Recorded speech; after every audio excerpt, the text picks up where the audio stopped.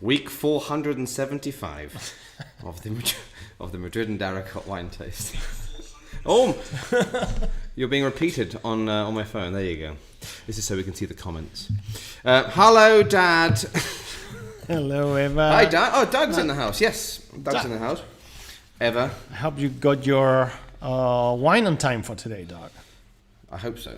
I hope so. We shouldn't ask him. It was delivered today. That's good. That's good. Yeah. So this has been quite a popular box. Yes. I think because people want the prize, which we'll talk about in a minute. This is an excellent price, and it's very attractive because it's quite eclectic. It's like me. Yes. Quite attractive. You're too eclectic. Too eclectic. But it has whiskey barrel, the bulb, the bombilla. This sexy wine, which I've been waiting for Bel a long time to Andrade, drink again. this vino de pago. It's very eclectic, but I am looking forward to... This has become your little passion. I'm looking... there is a light. Oh You're my angelic. God. Hang on, put your head up. Hey, do you have any good ideas? Bang!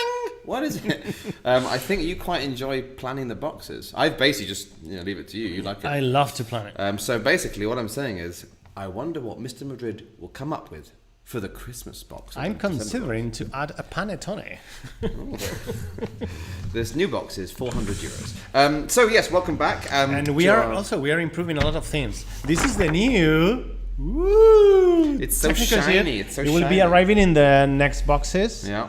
It's full color. This is luxury. This is decadence, but beyond an exuberance, beyond our means.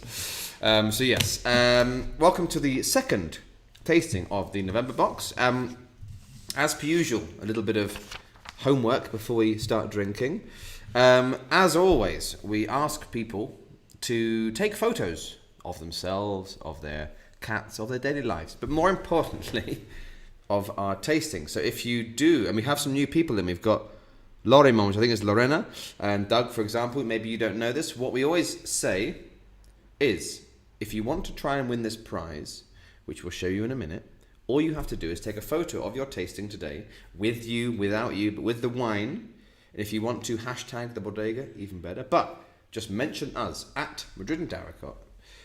Put it to your story, put it to your feed. As long as we see it, we can put your name into the running for the lottery, and at the end of the month, you will win some wine. Last month, Fabio won a magnum of a very expensive Pinot Noir. The first month we have Pago de Carrevejas. The girl came the other day. Oh, she got it. Okay, Laura got it. That's nice. So what can they win this time? Well, it's a One bottle? No. Two bottles? No. 3 bottles, but what an extravagance is that? The whole set. The whole set of Matsu. Okay. Matsu, the collection of Toro wines. Ooh, this is a good price. This is a fun one. This is a wine which people may have seen in, or maybe this one is the famous one, maybe. But it's one of those wines that people don't know much about, maybe. No. They've maybe tried this one, but then you have these other two which are slightly more fancy. Yes. And don't forget, in this box you have the chance to try a Toro wine. So by the end, you will understand what your beautiful wine is inside this bottle. So yes, they're really good wines, and from a collector's point of view, it's fun to have the set, because this one, this is cheap and cheerful. This one's a bit more expensive. This one's quite fancy. So to have all three together is quite a cool prize. Yeah. So all you need to do is, as many times as you can, but only once per week, one per tasting, we will take your name down. So if, for example, if Doug or Lorena, who are in the comments right now, if you take a photo and at Madrid Daracot and we see it, we'll put your name down, and at the end of the month or the start of the next box, you can have as maximum 6 chances to be in the contest. And some people take it very seriously. Yes. Anyway. So, what else? What am I wearing? A sweater and you are almost naked. Story of my life. Well, I came running to the shop and I was like, nah. So yes. Also, you're Spanish and you're from the south. So you're an absolute... I'm terrified. You are already. You're pathetic. This is like Siberia, and I'm still basically thinking... This is classic summer day in Moscow, Brighton. in Moscow. in Brighton. In Brighton. So yeah, this is not cold. This is beautiful today. Doug says, "Why haven't you seen mine for the last 2 months?" That's your fault, Doug. I don't know. I don't know. Has Doug been buying the boxes? Where are you uploading them? This is not only fans, Doug. We need Yes. it on the Instagram. Yeah. I've not You seen have Doug's. to upload it. Do you upload it in your imagination? Maybe it's private and we can't see it. That, Oh, that has happened yeah. before. We had someone who did it twice and said we couldn't see it. Make sure we notice it. Make sure we follow you back. Yes. Okay. So, I love this wine. This is what I called the sensual wine. Well, topics for today. Vino de Pago. We are going to open this new whole world of the Pago wines. Vinos de Pago. This is a new topic for a lot of our followers. Oh my God. What a beautiful color. You okay? Oh, God. What a beautiful colour. I'm having a Stendhal syndrome right now. Cheers. Cheers, everyone. Cheers.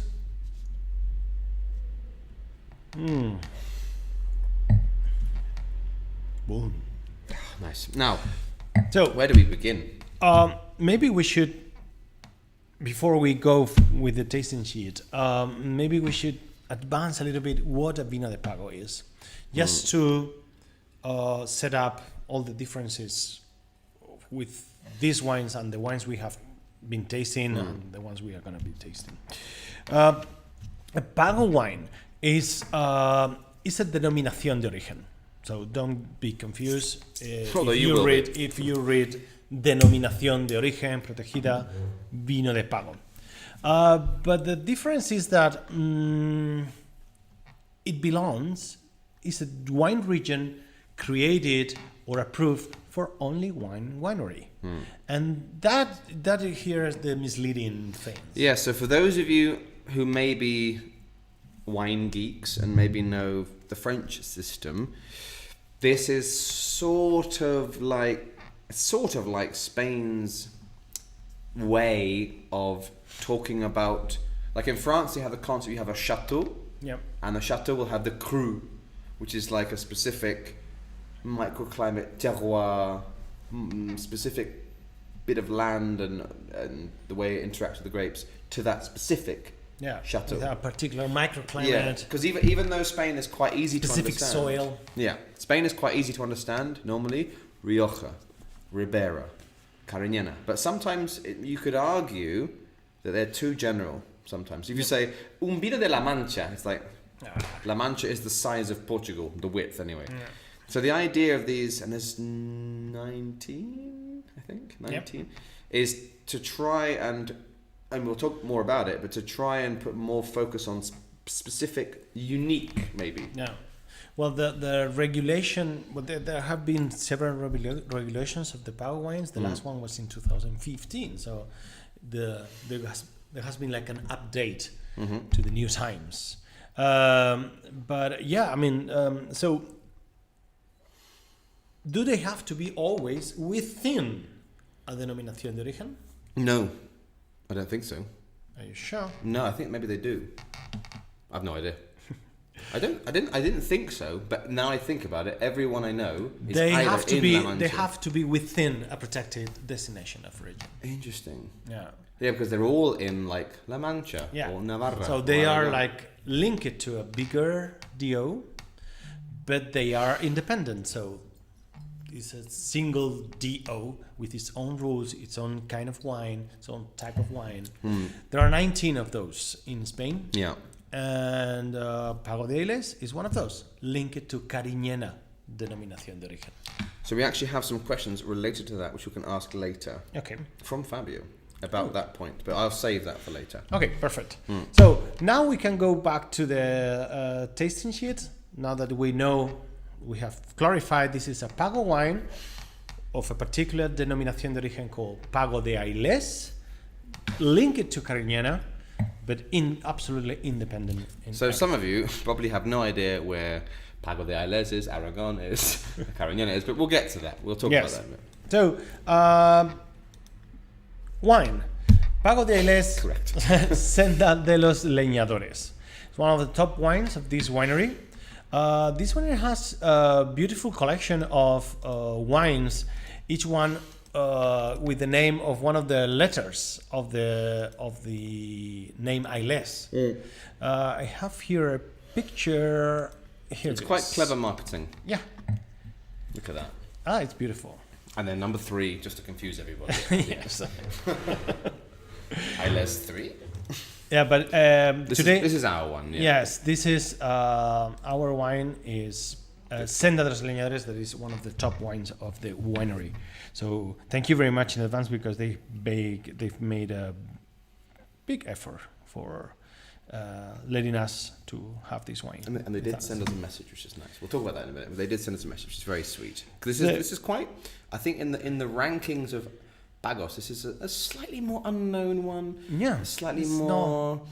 Well, they're all quite boutiquey, but this is less famous. Like a lot of the ones like Marqués de Grignon are the really famous ones. Marqués de Grignon probably is the king of the. It's one of the most famous vinos de Pago in Spain.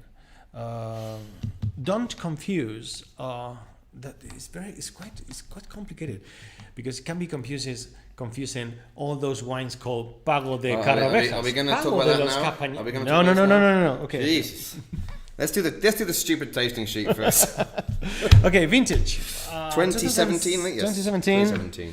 And grapes. This is a blend, right? I believe it's majority Garnacha. Yes. So people who know this part of Aragon, Cariñena, Calatayud, Campo de Borja, lots of Garnacha.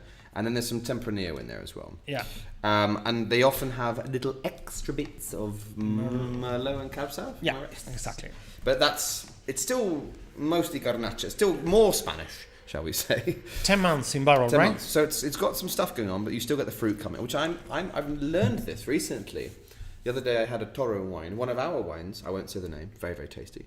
And it was 24 months in oak, 2 more years, and I've decided, I'm not going off, I love him, but then I've become more of a fan of like Roble to Crianza styles, because in the old days I was like, more oak, give me more oak, and now I quite like it when it's You like appreciate the fruit coming through more, yeah.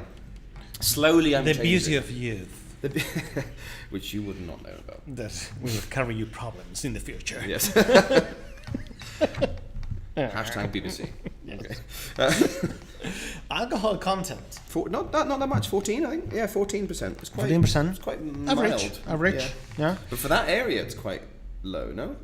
Because a lot of our wines from Aragon are very alcoholic. Yes, tends to be. you know. Not Cariñena, more Yeah, Campo de Campo de Borja Borja and Calatayud, Calatayud yeah. tend to be more alcoholic. Cariñena tends to be, because the other one we have, Particular, is not that high. Yeah, as well. it's 14 and a half now, No. yeah. The producer, Pago Ailes, and the region, Denominación de Origen Ailes. I'm going to guess French oak, because it smells French. Yes. That makes sense. Yeah. So, that would be like the photograph of the wine. So what have we got first? Let's go for the color. Well, you instantly were like, oh, Intense beautiful colour. ruby color. Very ruby. Not much, obviously, not much aging notes because it's only 10 months. So you have that, yeah, like Rocky said. It's very inky. It's an inky scarlet ruby colour. It's not an old wine, and it's only 2017, which in the grand scheme of wines is not old at all. And it's a beautiful colour. It's a beautiful colour. Just looking at, I guess, my iPhone screen, it's a lovely colour. And it's clean. Clear, yeah, clean. What do you think about the color, guys? No one cares about the colour. So aromatic, says Eva. Yeah, tell us it what you is. think about the nose. What can you smell? This is quite a complex wine. And it really changes. I remember saying to our distributor, Christian, if you're watching Christian, hello, he had some cracking great wines. And he Grapefruit. brought the whole selection of these wines. Yeah. And this one, it kept changing in the glass as I went. And I was really interested about it. Blackberries, yeah. Do you get some cocoa here? Yeah, maybe a little bit. I got these mentholic notes. Yeah. Like pepper? Yeah, like peppery, minty herbs. Yeah. Minty herbs. What do you think? Blackberries, yes. Totally agree. And there is licorice as well. It's I mean, it's a complex aroma. It is surprisingly complex. For only 10 months, it's got a lot going on. I have a pretentious, interesting question for you. You mean you have a question that wants a pretentious answer, or you have a pretentious question? It's a pretentious question made for pretentious. Oh, well, hello there. How are you?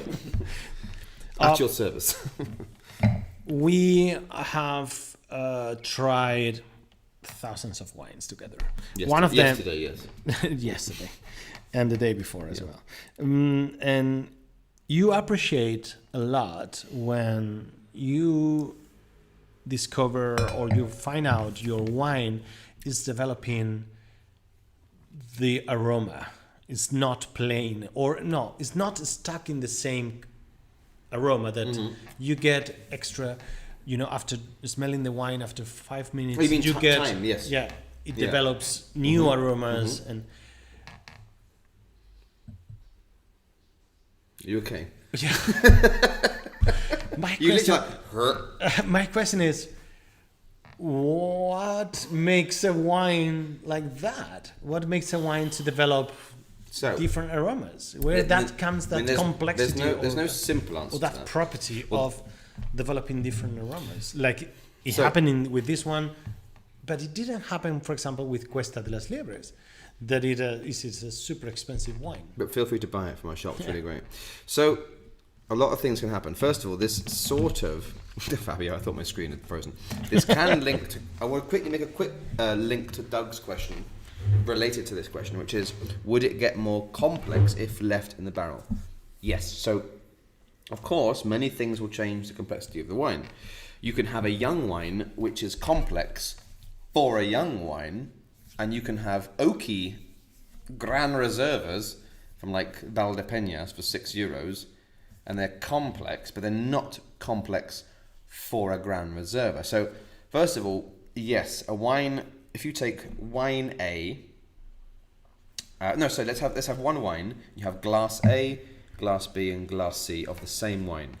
If you take that wine and you leave it in the barrel, glass A is young, glass B is crianza, like a year, and glass C is 2 years in a barrel. By definition, this will probably be more complex. So, aging will give you a more complex wine in sí mismo, on it, as it is. Yes. Yeah. Now, the next question is, what happens when you open them up?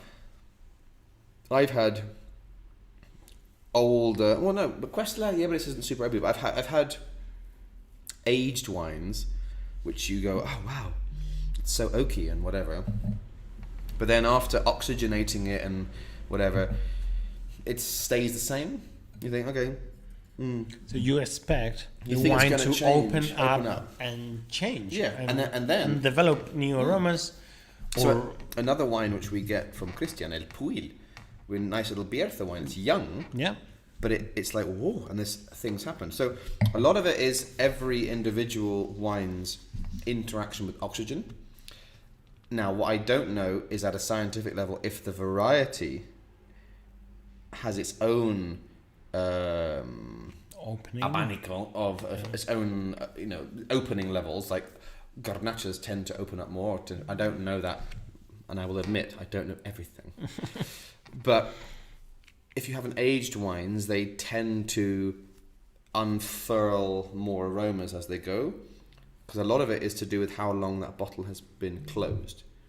So if you have a bottle which is 2012, an 8-year-old wine, doesn't matter if it's Crianza or Reserva or Gran Reserva, it will change because it's all the molecules have been in stasis for so long, if that makes sense. Yeah, let me check if there's still people there. We've still got people, shut up. And we've got more questions. Laura called it with a Valdepeñas Gran Reservas here. Matthias, what role does the temperature play for the aroma? Well, also, the warmer a wine is, the more aromatic it is. Not necessarily the nicer it tastes. So fun fact, in the Roman times, all food was eaten lukewarm, warm. Because if it's too hot or too cold, it can stifle aromas. But if you have everything sort of warm, it's better. So when I did my wine tastings, and Fabio will remember this, he's hiding in the comments like a pervert in a park. we would be sampling these wines, and some of them are really expensive, and we would be starting our wine tastings at 9 o'clock in the morning with a Chablis, amazing French white wine, which is like 70 euros a bottle, and it's warm because you smell more. That doesn't mean the wine will be nice, but it will smell more. So the warmer this is why red wines, people often think, and maybe they could be true or correct, that red wines are more complex because they are warmer. You're going to get more aromas. I can find some floral aromas as like peony. Eva loves peonies. Yes. I'm going to send her some peonies for... She has an extraordinary nose sense. Oh, there's an extraordinary nose. Sense.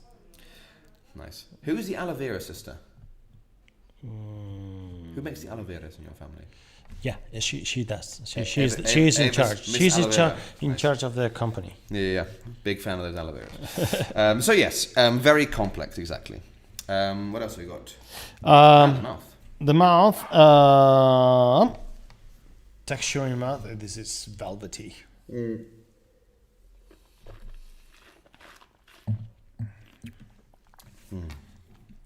Oh. It's Good great. wine. Good wine. It's Persistent. velvety. Really long finish. Yeah. A little bit like savoury at the end, actually, on the tongue. That's banging. I think this wine is really sexy. Yeah, this wine comes from the driest parts of the vineyards of Pago de Ailes. I think when you stress out more the vines, And the you get you get the better of them. Yeah, it's the whole thing. What a wine has to suffer, a grape has to suffer, and they have a lot of clayey soil, if I remember. It's kind of deep, stony. Oh, crime! Crime is happening. There is Going the wrong way. A police car going in the wrong way. Every time I see a police car now, I'm thinking someone's not wearing their mask. Yeah. But yeah, they have this kind of deep, stony, really clayey soil in Pago de Ailes. Now, they're going that way now. That's great. But yeah, so this, I tell you what, soil, which is the least sexy part of winemaking, is the bit which I find the most complicated to understand.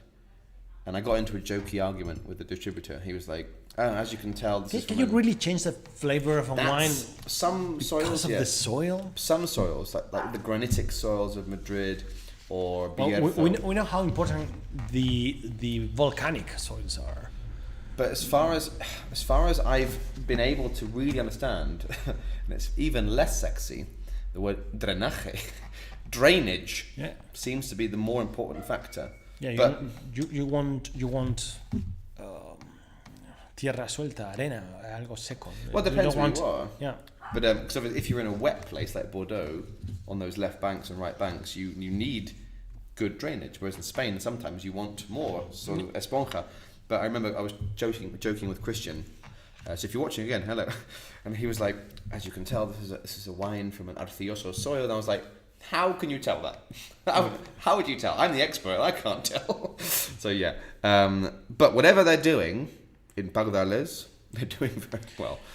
But yeah. Pairing this wine, I could go for a nice winter stew. Yeah. Codillo would work perfect with this wine. Codillos Pork knuckle. or any asado de cordero, roasted lamb, would go perfect with this wine. I think it's a very winter wine. Yes, it is. I think this is a really very autumnal, wintry. Yeah. It's not too heavy, so it's not It's like not heavy, but it's one of these. warming, Yeah, it's warming. spicy.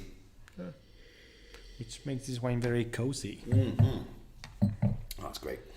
Temperature 17. Yeah. The price 14? 14 something. It's quite a good. It's a very good Something price like that. for the top wine of a Vino de Pago. It's very cheap. Yeah.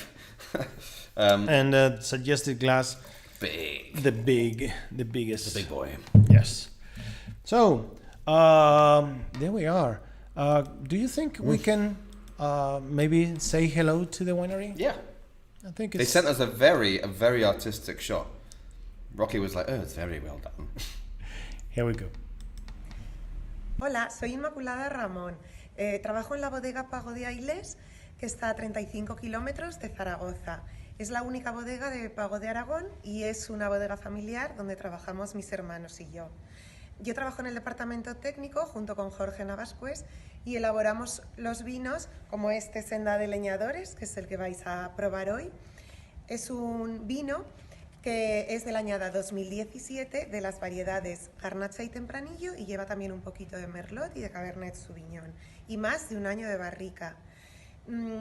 Para mí es uno de mis vinos favoritos ahora mismo de la bodega y espero que os guste mucho. Saludos especiales a la tienda Madrid y Darracot y a Luke y Roque. Y de verdad que espero que lo disfrutéis. Adiós. Oh, yeah. Thank you very much. It's a cool winery. Yes. Although you can't see all of it there, but it's a really kind of a neo-Mudéjar Yes. thing. Have you seen the oh, it's beautiful. It's really cool. It's really cool. But it's not an old winery. So the bodega is only from the year 2000. That's a pop song. Really? So it's not an old the building has got some old bits, but the winery is actually fairly modern. And the idea of Vino de Pago is from 2003. So this is not ancient bodegas. It's fairly modern. But it's a very young, forward-thinking, quite modern team and quite a modern winery. So when I think of, you can see the vineyards here. When I think of Vino de Pago, I sort of automatically think of, I think maybe because of the fame of Marqués de Grignon. When I think Vino de Pago, and I think of that kind of concept, like imitating the French style, I automatically think, it's probably a very old-fashioned winery. But no, these guys are really. I have some information, data from Cariñena region, and I want to check with you. Go on then. How many liters of wine? 2019. I've been counting the liters. They're still there. Do I get a multiple choice or I have to guess? Drop. I would suggest. Drop a number. Look, Darakat. In millions. Yeah, I think. Cariñena, is it a big or a small one? I think it's quite productive. I'm going to say, 30 million. Well, it's a quite fair answer. It's not correct. Oh. It's not, Obviously not correct. but 45. Hey, not bad. Not bad. Yeah, not 'cause bad. I think it's quite productive, Cariñena. I've been there. I've driven through there. I've driven. Which percentage of those liters are sold outside Spain? Now, this is interesting. I have seen Calatayud in England. So maybe I'm going to say... Oh, this is fun, this. I'm going to say 60% national, 40% international. Okay, 65% international. Oh, more international. 35 national. Interesting. It's a very attractive wine region for international markets, There's not lots for of Spain. good value, juicy, pretty boozy kind of wine. Yeah. I've seen Calatayud, so I think maybe I've seen Cariñena as well. That's interesting. 66% international 2019. The things you learn on the Madrid and Darracot YouTube tastings. Any other fun facts? Well, no, I just want to mention, don't forget, Cariñena is located in this Zaragoza. Have you got a map for the people? I have a map. You always have a map. Look, Darracot. There you go. That's Here we Cariñena. go.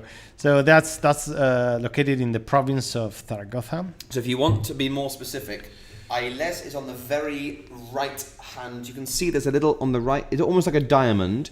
The right hand spur of the diamond is. Can you zoom in? I can try. Can you try? Can we zoom in? I don't know. I can. We can try. Maybe. Don't worry if you can't. But you can see there's like 4 corners. The right. Oh yes. Okay. Go. Oh, very well done, Mr. Judd. Look at this. Okay. 3, 2, 1. Boom. So you can see the right hand part of that comes out, and that is more or less where Ailes is, right on the kind of where it starts to come out on the right side. And God. even more. God, we've lost control. There you go. All right, that's actually even better. So you see, if you're at the top of that weird shape and you just start going sort of right downwards, at the moment it starts to jut out, that's where Pago de Ailes It is located in a valley, Yeah. generated by the Ebro River, and includes 14 municipalities. And as you can imagine, continental weather, cold winters, hot summers. They have like a 20-degree difference in summer days. Yes. Which is nice. Yes. But it's not very high. Excuse me. 400 meters up to 800, but mainly 800. 400. Well, I was reading that apparently it's quite continental, but the vineyard is slightly protected by on the. For those of you who haven't been to Spain, or those of you who live in Spain, you will know that in Spain the really hot part of the day is like 3, 4, 5, 6 when the sun just sits there. But they have these small mountains in the west part of the vineyard area, and that protects them from the harshest of the rays. That's possibly why they have their microclimate, that little sort of ridge of mountains, which differentiates them from the rest of Cariñena. By the way, I found a wonderful word. So the soil they have here, this deep, stony clay soil, you mentioned the cool clay, it's called glacis, or glacis, or glacis. Okay. Glacis. That was a new word for me. Glacis is the name of the soil. Actually, the soils of that area are very poor. Actually, there is like a desert. And the people as well, the culture is poor. No, but this is a very arid area. I mean, if you get on the train, I mean, just east, I'm looking at our map, just east of there, you have a desert. The Monegros, ¿no? Los Bárcenas Reales? Los desiertos de los Monegros? Yeah. Could be. It's like this. So one of my friends, her boyfriend was an ex-militar, and they did like desert training for like Afghanistan in the Zaragoza area. Desert. I'm like, what? It's crazy. And he's like, yeah, it was more harsh than Afghanistan. And also, another oddity of this region, Cariñena is quite complex. As you can see, there is Ailes is not the only power wine there. There is another one called... I forget the name. I don't remember. But anyway, there are also cava. Yeah. You can have official cava wine made in Cariñena. They have an official... Yes, we have. We have. We have or you have? We have. We have had, yes. Apparently it was very good. It is. Actually, I have ordered a box of it. Oh, cool. It's going to be one? particular. Oh, they do a cava? Yes. I didn't try that. I'm sure you have. Knowing you tried it and drank it all. Probably. That's cool. Cariñena cava, that's cool. Yeah. That's cool. Yeah. So... it's a very interesting wine area. The tradition of wine in this area comes from the Middle Ages, and it's important. It has been in the itineraries of the St. James Way. It's been a very important crossroads. Yeah. And for that reason, wine has been always very important. I want to make one last little mention. Sorry, I'm crossing my legs here. I'm getting all comfortable. This is my kind of wine. I feel like I'm just now in front of a fire with some friends. It's such a good wine. A quick mention to the agriculture. Remember to follow the second tasting in our OnlyFans account, Madrid. Where this bit is like that film Basic Instinct. Nobody wants to see that. Nobody, not even God. These guys practice, which is interesting to me, is what they call it sustainable agriculture. Now, on previous wine tastings, and we will at some point have a natural wine in one of these boxes, at some point, because it is worth trying one. There's some really good ones. We've mentioned before about biodynamic agriculture. We've mentioned before about natural winemaking and ecológico. Now, this is not, if you have the bottle, you'll see on the back, there's no certification of ecológico. It is on its way. I've been informed by the bodega that they are waiting for their ecológico stamp. So currently, they're only allowed to say, practicamos agricultura sostenible. So they practice sustainable agriculture. Now, this is actually what a lot of winemakers do. Because it's not just industrial winemaking and then ecológico. Now, there are 50 shades, and there's... I mean, it's the future. But there's a thing the future has to be sustainable. Otherwise... But sustainable agriculture is what you are allowed to say if you're not ecológico. But it's not certified. But the whole point of sustainable, it's a lot of winemaking and a lot of agriculture traditionally was reactionary. Something starts attacking your crops, so you get a chemical and blast it. So the idea of sustainable agriculture is to start to learn the land, learn the rhythms, and preempt potential changes. But these guys, hopefully maybe not, what day is it? November. No, not this year. November. Next year, they'll get their Ecologico stamp certified, because you have to pay for it. And yeah, I just think I agree with you. That's the future. My sister, I can give you a master class of this sustainable of course, ecological agriculture. You and your farming people. Adrienne is being funny. Please send that OnlyFans link. I will subscribe. Thank you, Adrienne. Thanks so much. Oh, you pervert. Yes. Anything else I have to mention? OnlyFans / Madrid.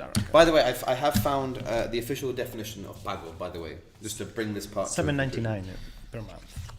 $799. Pago, which by the way comes from the Latin pagus, if you're interested. The official elevator speech, one paragraph. A rural area which has unique characteristics in both its soil and its microclimate, and thus differentiating it from surrounding sites, and whose vineyards produce wines with singular quality. So traditionally, when this was started in 2003, it was your vineyard is in this area, but it's different. So for at least 5 years, people had to know you as a separate concept. It's very muddy, the definitions. Yeah, because I mean, it's a piece of land, but with its own personality. Yeah. Now, Roque, does that mean it's the best of the pyramid? Does that mean it's the best wine? Well, traditionally it's considered the top of the pyramid of qualities of wine. But once you get into the wine world and you explore it, probably it's not always like that. No, there are some good wines. There are good wines, but there are also bad wines from power wines. Of course, they have probably the requirements, the most exigente, strict requirements. That's why there's only 19. And they give you, like a very characteristic wine, and which is not always synonymous of being a good wine. But yeah, they are normally considered as the top of the pyramid of qualities. I was going to ask you, why do you think that is? Why are they at the top? Is it because it sounds like it's more of a special club? Well, there is also a recognition for that. There's prestige. Yes, and also they won that.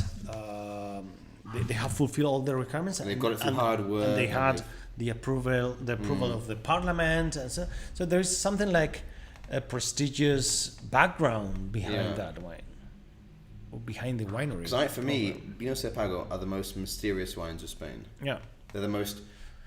What is going? What is the equivalent in French wines? Chateau? I guess no, they don't really have one. It is the most similar concept would be a chateau, which has their cru wines, and the cru, obviously the Premier Cru, Grand Cru. This refers to spaces on a vineyard, usually up a hill, and it's very much like a terroir. But we don't have it in Spain. We don't have this concept in Spain, and France doesn't have obviously the concept of Vino de Pago. But the most similar concept would be, to understand it, some kind of like chateau, not an old beautiful building, but a singular. It's more similar for me to a quinta in Portugal, a singular estate which has its own microclimate and its own terroir. But people often refer to it like, it's like the French Chateau Cru. I think it's more like a Portuguese quinta. Yeah. Oh, by the way, nothing similar in Italy, right? No one cares, mate. Just joking. Love you, Steve. Bella Italia. Quick thing to mention as well. You hinted about it earlier. Be careful of the use of the word pago. Yes. There is a selection of wines in Spain called Grandes Pagos de España, which is not Vino de Pago. No. And then, as you said, a lot of wines are called Pago de. So we have two. Pago de Capellanes. And Pago de Carrovejas. Carrovejas. Interesting fact. After 2003, no new winery can say Pago de. But any winery previously called Pago de was allowed to keep their status. Not as a Pago wine, but as the name Pago de. So that's nice and confusing. Yes, if you can confuse it more. Anymore, yeah. Do you think we can mention a little bit the main requirements? I think we should do like a little like short list. I have You've got them here. There's here. like 6 or 7 points. Yeah. So the pago wine has to be within a denominación de origen. That's the first requirement. It has to be recognized with a name linked to a traditional way to cultivate the vines. And the maximum extension can be bigger than the municipality it is in. Interesting. Yeah. So it can spread. Yeah. You Because cannot Marqués grow. de Leñón is huge, I think. Yeah. That's interesting. We're learning along with you. ¿En qué se caracteriza? Oh, another key thing is the wines have to be elaborated and bottled on site. On site. That's the thing. It has to be elaborated and bottled by even the personas físicas o jurídicas. Yeah, the official registered people of that winery. Yes. So you and I cannot make Vino de Pago wine when we visit Ailes. No, We're not allowed. If we touch it, they lose. Oh, God! They're like, oh, no. This is ruined! Back to Vino de Mesa again. How tragic is it that joke makes us laugh now? Oh, Vino de Mesa. So the wine has to come from the vines of the vineyard. Yeah. So it's self-contained within the estate of the winemakers. There is like a system of quality integrated. It has to be. I mean, the quality controls are super strong, high, strict. Burnt coffee, torrefactos. Sorry. Oh, Yeah, just coming out now. it's developing new aromas. It is developing new aromas. And well, the Pago wine has to be under their legislation, Yeah. the jurisdiction of the comunidades autónomas where they are located. I wonder who will be number 20. Well, Because- we know, we will not mention here, but we know Who's trying? wineries trying to get the Pago Do you qualification. think they will? Who knows? I Probably. Which would be good because, well, I don't want to say any more, but currently it's all Aragon, Navarra, and La Mancha. I want to see a Gallego one. I'm sure one of these beautiful Bazos Yeah. could be or a Chacolí. Vino de Pago de Vizcaico Coracachualacalat or something. Now, we have got some questions. Questions? Oh, hang on, we've got some things here. So Fabio is once again repeating himself because he already sent me this question. If this wasn't a Pago wine, what would it qualify as Cariñena? Probably Cariñena. Yes. but Because it's located in within Cariñena. But they have been... Cariñena region. Now, what I would The like thing to... is, I'm not sure if they fulfill the requirements of the Cariñena denominación. Because de they origen. blend Merlot and Tempranillo. Yeah. But I'm sure. I think some of their wines would, but maybe not this one because of the other French grapes, maybe. But they have a Garnacha, 100%. I think. which I would be was going okay. to add another fact that is Oh, going to God. complicate everything even more. Oh God! Remember also that a Pago winery can elaborate also wines for the denominación de origen, a part of the vinos de Pago. So like Pago de Tarsis, if I'm not wrong, they make wines, or They have some- mestizaje, or Mestizaje has some Valencia Mostiguillo, wines. they make wines for the Pago wines, Yeah. but also for the denominación In the de same origen. way, you find a Toro winery also has Vino de la Tierra de Castilla y León. Please pull yourself together. But I would imagine the Vino de Pagos would, I'm guessing here, it's probably in their interest to not do that. As in, from a marca branding point of view, they want to keep kind of pure. But yeah, so probably what I don't know. Yes, this is my question here. I have the same question, Fabio. What I don't know is if Pago de Ailes was selected or someone put them forward as a potential Vino de Pago. Because remember, this winery started 3 years, year 2000, before the concept of Vino de Pago. Or if they asked to be in or asked to be part of the selection for Vino de Pago? That I don't know. Laura's drunk. We've been talking about Cariñena for half an hour. What's Cariñena? Laura, how did you win that wine? I don't know. That is the Denominación de Origen Cariñena, which they are physically within. So if you go to a map and type in Cariñena, it's a nice little town, but it's also a wine region. Sort of about 3/4 of the way to Zaragoza from here. Fabio, what is the process? What is the process of? That's what I'm saying. I don't know if they were selected or if they asked Pablo, to be. Fabio, download Ley 6/2015 de 12 de mayo, where you have everything explained there. This wine isn't in the bodega website. Read it Why? and highlight the main. The third question, which he also sent to me, the reason this is not on their website is because this is the new out this year. This is only recently released. This is brand new on the market, which is another reason we wanted to put this in the box. This is brand new. Yeah, it's not on the website. It will be. They have another one which was good, but this was a lot better. Yeah. Which was Senda or something or other. Yeah. No, there's all these Sendas. Senda de los otros. Yeah, it's a brand new wine basically. Obviously, Laura and I are looking into creating our own Pago wines. Laura, sorry I drank a lot of Boone's Farm during my formative years and all is lost. That's all right, Laura. Laura, but how does one get the title of Pago besides meeting the requirements and likely paying a bit of money? Yeah, given there are so few, is it really that tough? I think it's probably very strict. One thing which I find fascinating is the concept of the social element. I can't just go, I want to be a Vino de Pago. There was a regulation, a kind of a ephemeris regulation, which was for at least 5 years, you have to be a known entity, but not like there's a winery there, but like I see, this area is el famoso.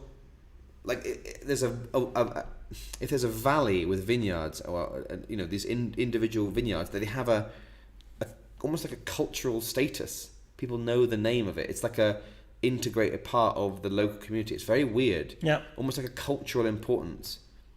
It's hard to explain. Yeah, it's very interesting. But anyway, don't forget this is a very small portion of the wine industry. We are talking about 19 wineries. It's not that big. It doesn't represent something super important. I have a concept. Sorry to interrupt. To answer Laura, I would also imagine it probably is not in the interest of a winery to be a Vino de Pago, because you don't see them, you don't know about them. It's much easier to be a Denominación de Origen, possibly. Yeah. Unless you have a very strong marketing team and maybe people already know you. I mean, it's cool. You're top of the pyramid, but it's a risk. Like the number of amazing wineries, I think, in Rías Baixas, which maybe could be a Pago, but maybe they're like, that's going to be difficult to sell to people. Yeah. If we are Denominación de Origen Rías Baixas, for example, there are no, as far as I'm pretty sure, there's no Vinos de Pago in Rioja. Why? Who knows? But maybe because if you're a winery in Rioja, it's much easier to sell yourself as Rioja than Vino de Pago de no sé dónde, So maybe it's just a risk. Fabio, si lo pruebe el Congreso estoy seguro que yeah, probably. You could probably just buy it. But yeah. It is on Vivino. Vivino is much quicker than the rest of the world. No, it's always... Obviously, there is a good wine always behind the Vino de Pago.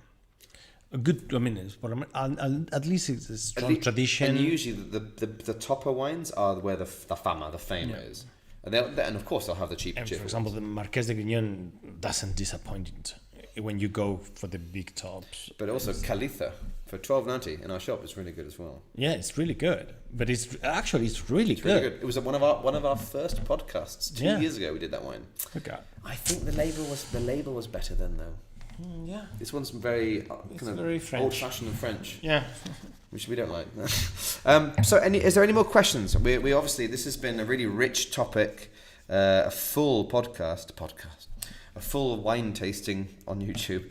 But if you have any final questions before we leave you, but while you ask us questions, maybe Roque can tell us what's the next wine we're going to have and when. Well, that's gonna be this Sunday. I can't wait. I can't wait. And why can't I wait? I can't wait. I can't wait. Why? We're gonna try. Vino Generoso.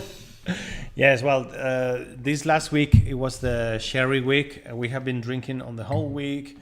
Generosos, Vino Generoso, only from sherry. Aye. This one is from Montilla Moriles. That's not sherry wine. But I mentioned it a lot on the tastings because it deserves more fame. So we were thinking, let's put a Jerez. And then we decided to put something which deserves a bit more And we fame. are going to try this beautiful, beautiful It's wine. such a cool bottle as well. Yeah. It's so cool. Do you want to have an idea? Shall I have sushi for lunch? Fabio, do you think the Pago system is mainly bullshit? A little bit, maybe. I mean, at the end of the day, everything is No, it's marketing. not. Look, it's not. No, no, That's more depth to our wine and to our I mean, wine like, system. From a customer point of view, don't think that every Pago wine is amazing, and don't think every Vino de la Tierra is bad. So in that sense, no. But from a romantic point of view, I love that we have it. For example, I think the Denominación de Origen Calificada is a bit stupid. There's two. Yeah. I much prefer Vino de Pago, and from a geeky point of view, I think it's great because I think even though the Spanish system is easy to understand, I think sometimes some of the regions are too general, and I think these kind of things are really helpful, or really they add more texture to giving more specificity. That's one thing. I find them very romantic. It's you are tasting. You are like going one step beyond that DO, and it's beautiful. I love it. So I love the concept. From a customer point of view, don't freak out. Yeah. But they're really worth trying to find. And because it's only 19, it's a nice way to sort of find your favorites. We have our favorites. Well, if it's a Pago de Les Senda de los Leñadores, yes, freak out. What was the other one we had? Was it the S? The Syrah? No. One of the letters was incredible. Yes. Yeah.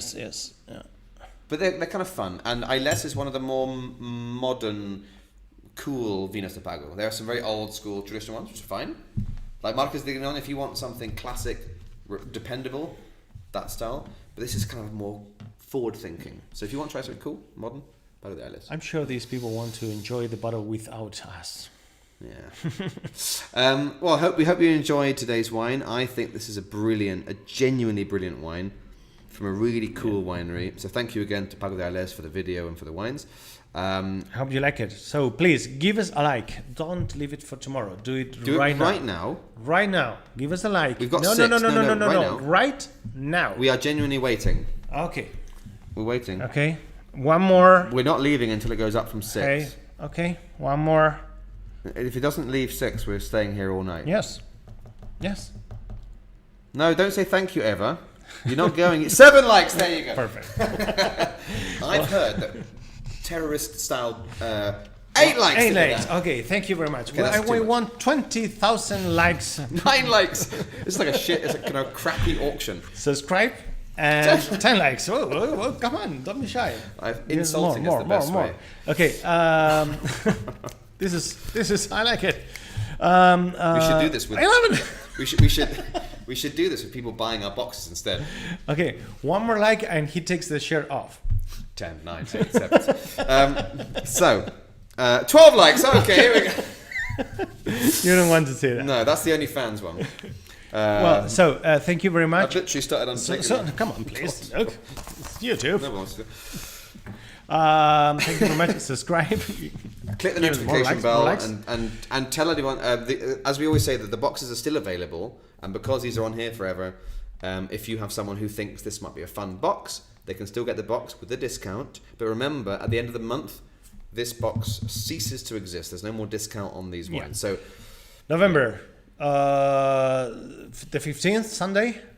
See you there with Electrico. I have a great idea what to drink. Right, turn this nonsense off. And have fun, enjoy the rest of the week, and please take care of yourselves. Ciao. Ciao.